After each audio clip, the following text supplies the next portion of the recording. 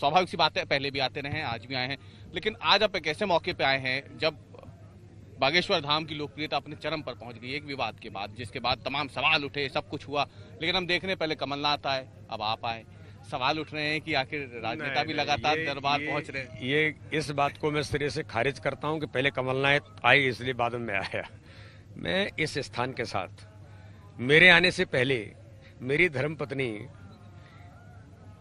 बागेश्वर धाम महाराज का आशीर्वाद लेने के लिए जब मैं संसदीय क्षेत्र में चुनाव लड़ रहा था, मैं तो पहली बार आया, तो उस समय महाराज जी का आशीर्वाद लेकर के, हनुमान जी का आशीर्वाद लेकर के, महाराज जी का आशीर्वाद लेकर के हमने उस समय शुरुआत की थी। बाद में महाराज जी ने जब विवाह, कन्याओं के जो विवाह, गरीब कन्याओं के विवाह वो करते हैं, पिछली बार मैं उसमें आया था। बीच में समय समय पर मैं आता रहता हूँ। मेरे संसदीय क्षेत्र में पन्ना के अंदर कलदा हमारा क्षेत्र है, घोर ट्राइबल है, घोर ट्राइबल। वहां महाराज जी ने कथा की थी। कथा में 11 यजमान कौन थे? वो जनजाति क्षेत्र के सामान्य लोग थे, और वहां महाराज जी ने उनके बीच में कथा करके धार्मिक आयोजन के साथ नशा मुक्ति का अभियान, शराब से मुक्ति का अभियान भी लोगों को संकल्प दिलाने का काम वहां महाराज जी कर रहे थे। तो इसलिए मेरी भावनाएं महाराज जी के साथ, इस स्थान के साथ, ऐसे एक नहीं कई काम महाराज जी के द्वारा, यहाँ उन्होंने कहा कि इस क्षेत्र के अंदर कैंसर हॉस्पिटल खोलेंगे। बुंदेलखंड के अंदर माननीय प्रधानमंत्री जी का स्नेह और आशीर्वाद है।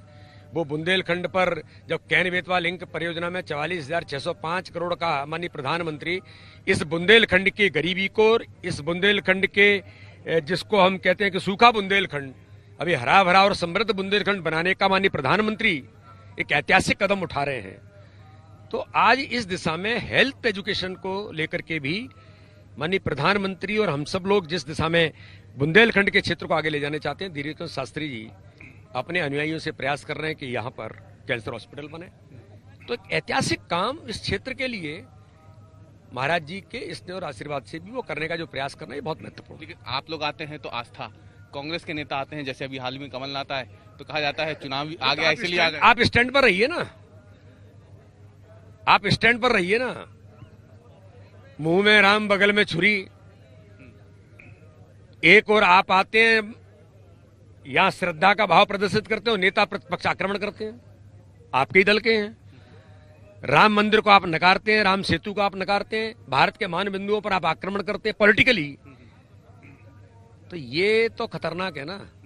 दोहरा चरित्र आप राजनीति में रखते हैं, और जिसको हमने कहा कि वो सॉफ्ट हिंदुत्व लाने का प्रयास करके आप वोट बटोरना चाहते हैं। तो कांग्रेस जिंदगी भर वोट बैंक की पॉलिटिक्स जो करती रही है, ये घातक है। वो तो कमलनाथ तो इसको हम छल और कपट भी कहते हैं, इसको हम छल और कपट भी कहते हैं। आप श्रद्धा रखते हैं तो रखिए, और धार्मिक स्थल पर जाते हैं तो हम तो नॉर्मल आते हैं। हम कोई, आपने मुझे देखा होगा, राजनीति कोई बात ही नहीं है।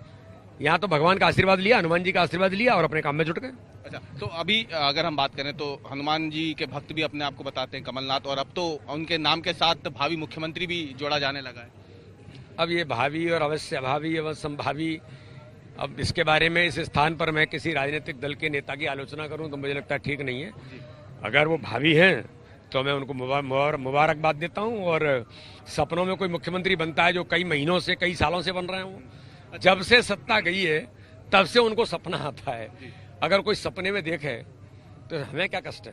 अच्छा, एक सवाल, अब आपने इस जगह की बात की, तो इस जगह पे जब हम बात करते हैं तो एक संकल्प लिया गया है हिंदू राष्ट्र बनाने का भारत को, इसे आप कैसे देखते हैं? क्योंकि सनातन की बात भी लगातार मंच से हो रही है। ये जो विषय है हिंदुत्व, तो हिंदू के बारे में अगर आप बात करेंगे, इस भारत में रहने वाला हर आदमी हिंदू है, और हिंदुत्व जीवन पद्धति है, और जीवन पद्धति में कोई कहता कुछ भी रहे, इसी जीवन पद्धति में लोग जीते हैं इस भारत की मातृभूमि पर। उसी आध्यात्म में लोग जाने का प्रयास करते हैं। जैसे आपने देखा होगा कमलनाथ जी घूम रहे हैं, अंत में कहाँ रहे हैं? टकरा वहीं रहे हैं। तो इसलिए ये बड़ा विषय है, और इस पर समाज में, देश के अंदर इस प्रकार के जो लोग हैं वो अपनी बात समाज में, सनातन संस्कृति इस देश का मूल है, उस पर लोग, उसके आधार पर ही हम जी सकते हैं, उसके आधार पर ही हम चल सकते हैं, और इस पर पूरा देश चलता है। इसलिए इन बातों के बारे में चर्चा देश के अंदर होती है। एक आखिरी सवाल, इतना जो पंडित धीरेन्द्र शास्त्री पे तमाम आरोप लगे, आक्षेप हुए, इसे आप कैसे देखते हैं? क्या ये हमला किस पे है? कौन सा आरोप? मैं तो ये मानता हूं कि जब मैंने कहा कि इस प्रकार के काम, हनुमान जी की उनके ऊपर कृपा है और उनके अनुयायी अगर देश के अंदर बनते हैं या श्रद्धा और आस्था का भाव अगर जागृत होता है तो भैया इसमें किसको कष्ट है? तो क्यों होना चाहिए?